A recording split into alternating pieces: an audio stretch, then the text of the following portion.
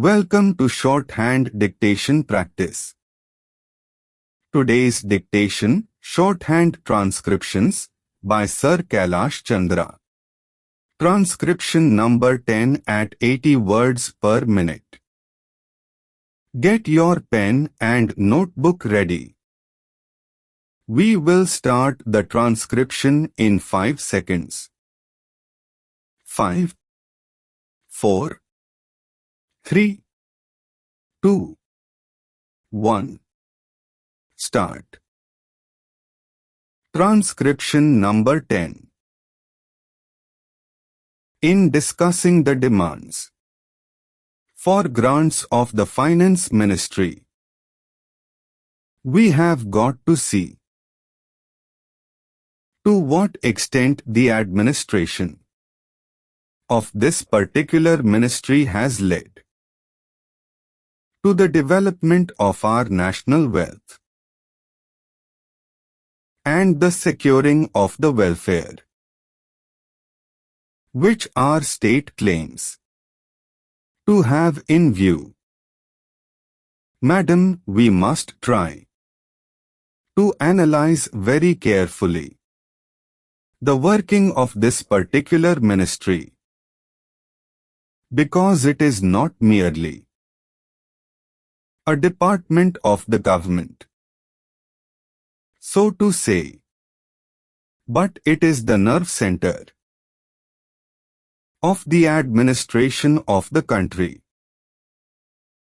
I would like first to refer to the role of foreign capital, because in determining the manner in which the permission of capital issues has been granted by the particular administration, we should keep in our mind to what extent the interests of our nation have been served.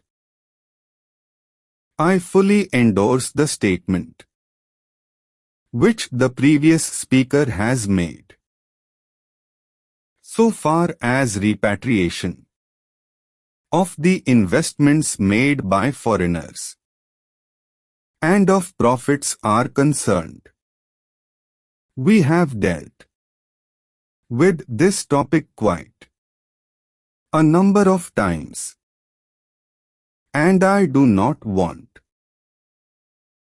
to reiterate anything apart from only supporting what the Home Member who just now spoke said. I would now like to deal with the investments of foreigners in India. Madam, the government of our country accepted the proposition that in allowing foreign investment, it should come in only in such industry and such form of production wherein our national investors will not come forward and in which technical skill is wanted. There is also one other factor which the industrial policy of our government of 1948, as adumbrated further in 1949 by the Prime Minister, laid down. It specifically said that the control and ownership of such concerns should, as far as possible, be in the hands of Indian nationals, and the technical know-how of our country should be developed. I would like to emphasize the figures that have been put forward for the last few years. From 1947 till the end of 1952, or the early part of 1952, it has been reported that 19 crores rupees of foreign capital have been allowed to be invested in our country. Of that, practically more than 6 crores rupees have been allowed to be invested in managing agency and trading enterprises in our country. So far as the government policy is concerned, we find that a sum of 4 crores rupees has been allowed to be invested this year. We do not know how it is to be used. We have been told that during the period 1948 to 53, nearly 35 lakhs rupees have been allowed to be invested in textile machinery and generally in the textile industry. We have seen to what extent cotton and jute have been dominated by the national capital, and to what extent they play the role as against the demand for them.